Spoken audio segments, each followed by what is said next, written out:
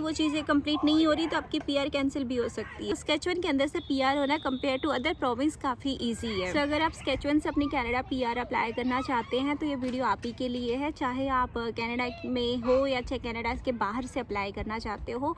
हम इस वीडियो में मैं इस वीडियो में दोनों तरह की बातें करूंगी कि अगर आप बाहर से हो तो आप कैसे अप्लाई कर सकते हो, अगर आप इनसाइड कनाडा हो और आप स्कोर मीट नहीं कर पा रहे तो आपके लिए क्या ऑप्शन हो सकते हैं, और जेएल में क्या रिक्वायरमेंट होती है और जेएल एक डॉक्यूमेंट क्या होता है, वो सारी हम इस वीडियो में बात करेंगे।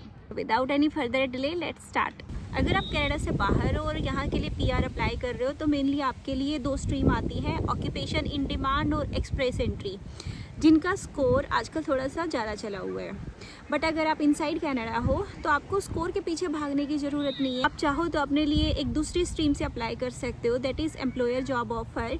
इसमें क्या होगा कि आपको एक जॉब चाहिए, एक जॉब अप्रूवल लेटर चाहिए और फिर आप बिना ड्रॉ में जाए आप डायरेक्ट पीआर अप्लाई कर सकते हो। डॉक्यूमेंट्स की बात करें तो इसके अंदर कोई ज़्यादा डॉक्यूमेंट्स नहीं लगते। सबसे मेन होता है JAL, that is job approval letter.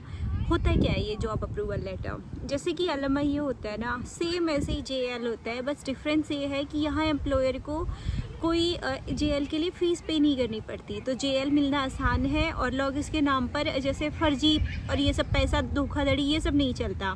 LMI के नाम पर आजकल बहुत लोग पैसे लेते हैं, बहुत, जैसे कि क्या ही मैं बताऊँ आपको, अराउंड 20 lakhs 30 lakhs ले लेते हैं। बट JL आपका फ्री ऑफ कॉस्ट होता है, कोई भी एम्प्लॉयर इसको बेचते नहीं है। वैसे तो यहाँ पे भी बहुत सारे ऐसे एम्प्लॉयर हैं जो कि JL बेच रहे होते हैं, जैसे कि LMI है सेम। बट अगर कंपेयर करो ओंटारियो से तो यहाँ पर फिर भी बहुत सारे एम्प्लॉयर हैं जो आपको फ्री ऑफ कॉस्ट JL देना चाहते हैं, जो कि रियल में एम्प्लॉयर है और उनके पास रियल में जॉब है। तो उसके लिए आपको भी स्किल होनी चाहिए, आपको भी क्वालिफाई होना चाहिए, प्रॉपर आपका प्रोसेस होता है जॉब इंटरव्यू का और वो सब कुछ। इन डिटेल में बात करते हैं प्रोसीजर स्टार्ट करके। सबसे पहले आपको अपने लिए एक जॉब ढूंढनी होती है। आप अपने एम्प्लॉयर को बताओगे कि जैसे मुझे पीआर अप्लाई करनी है तो आप मेरे लिए जॉब JL अप्लाई करके दे दो। तो वो क्या करेंगे, हर एम्प्लॉयर का, हर कंपनी का गवर्नमेंट की वेबसाइट पर अकाउंट होता है, वो अपने अकाउंट से आपके लिए जॉब वहाँ अप्लाई करेंगे। गवर्नमेंट चेक करेगी कि सच में उनको ये बंदा चाहिए और ये एक लेजिटिमेट पोस्टिंग है। उसके बाद गवर्नमेंट आप उसको अप्रूव कर देगी। वो लेटर आपके एम्प्लॉयर आपको ला कर देंगे। उस लेटर के थ्रू फिर आप अपनी स्केच1 में PNP अप्लाई करोगे, यानी SINP। जो ड्रॉ होता है आप उससे एक्सक्लूड हो जाओगे, आपको ड्रॉ में जाने की ज़रूरत ही नहीं है। अब आपका SINP अप्रूवल आने के बाद आप जाके एक्सप्रेस एंट्री में या नॉन एक्सप्रेस एंट्री में, यानी कि फेडरल गवर्नमेंट के पास आप अप्लाई करोगे अपने PR के लिए। जो SINP लेटर होता है उसके अंदर मेंशन होता है कि आप नॉन एक्सप्रेस एंट्री के थ्रू जाओगे या एक्सप्रेस एंट्री के थ्रू जाओगे, तो उसके लिए मैं कुछ आपको कंफर्म एक वे नहीं बता सकती।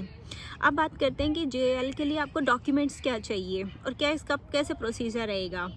देखो, आपके एम्प्लॉयर जनरली उनको आपसे मिनिमल सी रिक्वायरमेंट चाहिए होती है, आपका रिज्यूमे, आपका पासपोर्ट, आपका वर्क परमिट।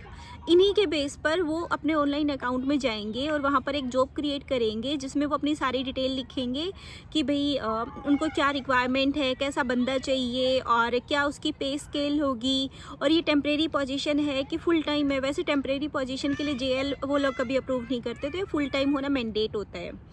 तो उसके बाद ये वो सारा जॉब क्रिएट करेंगे, आपके डॉक्यूमेंट्स उसमें अटैच करेंगे और वो सबमिट कर देंगे। अब वो डॉक्यूमेंट जाएंगे आपके SINP वालों के पास।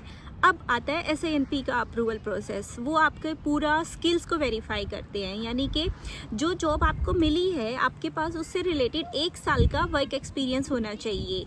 ज़रूरी नहीं वो वर्क एक्सपीरियंस स्केच1 में ही हो या कनाडा में ही हो, आपके पास अगर इंडिया से एक्सपीरियंस है और आपके पास प्रॉपर डॉक्यूमेंट है उस टाइम के, तो आप वो भी अटैच कर सकते हो। इसके साथ साथ आपके पास रिलेटेड स्टडी भी होना चाहिए। ये सब रिक्वायरमेंट इसलिए होती हैं ताकि लोग फर्जी हायरिंग ना कर सके, पैसे देकर कि एम्प्लॉयर को पैसे दिए और आपने JL ले लिया और फिर आपने PR अप्लाई कर दिया। तो ये सारे चेक पॉइंट होते हैं। जैसे ही SINP वालों को लगता है कि आप उसमें क्वालिफाई कर रहे हो और सारी रिक्वायरमेंट को फुलफिल कर रहे हो, वो आपको JL अप्रूव करके दे देते हैं। अब बात करते हैं JL की वैलिडिटी क्या होती है। एक JL 2 मंथ्स के लिए वैलिड होता है। कुछ डिफरेंट NOC ऐसी हैं जिनके अंदर JL 6 मंथ्स के लिए भी वैलिड होता है। दैट मीन्स कि आपको अगर 2 मंथ के लिए वो वैलिड है तो 2 मंथ के अंदर आपको PR अप्लाई कर देनी है। रिवर्ट आपका कभी भी आए, आपको बस SINP अप्लाई करनी है उस एक्सपायरी डेट से पहले। अब बात करते हैं कि क्या सच में स्केच वन में एम्प्लॉयर JL दिलवा देते हैं। तो येस, बहुत फेयर चांस है क्योंकि ये फ्री ऑफ कॉस्ट होता है। और अगर आपके एम्प्लॉयर को आप पसंद हो, फॉर एग्जांपल आपने 2-3 महीने आपके एम्प्लॉयर के साथ वो जॉब करी है, उनको आप अच्छे लगते हो, आपका काम सब कुछ पसंद है, तो वो जाके खुद ही आप उनको बोलोगे कि मुझे ऐसे JL अप्रूव करना है PR के लिए, तो वो अप्लाई कर देते हैं। तो इसमें कोई लॉन्ग प्रोसीजर नहीं होता, 2 वीक्स का टाइम होता है। जैसे ही एम्प्लॉयर आपके लिए JL अप्लाई करेगा, 2 वीक्स के अंदर उनको रिवर्ट आ जाता है। 2 वीक्स के बाद फिर जैसे रिवर्ट आया, फिर आपके पास टाइम होगा डॉक्यूमेंट्स अपना SIN पे अप्लाई करने के लिए।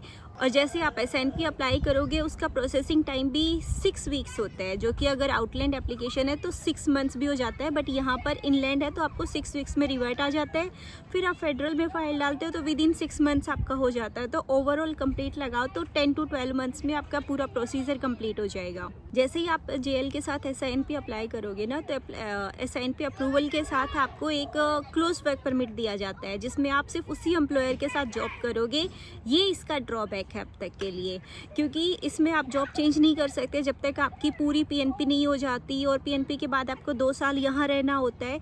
तो कई बार तो बाद में भी चेकिंग हो जाती है कि 2 साल तक आप रहे, और रहे तो किस एम्प्लॉयर के साथ आपने जॉब किया।